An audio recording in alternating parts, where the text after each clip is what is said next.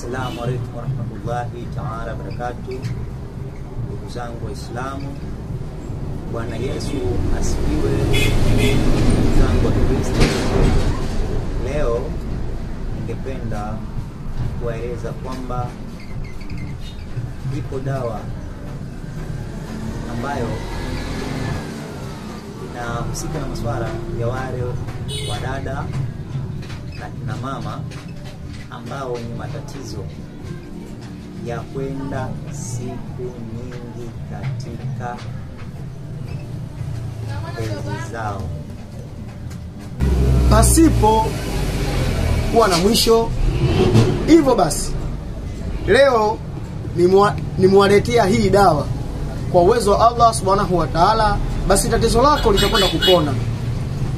Ingia katika peji yetu tufollow ili tukuelekeze na jinsi ya kuipata hii dawa biiznillah, kwa uwezo wa Allah subhanahu wa ta'ala. Basi utakwenda kufanikiwa tatizo lako.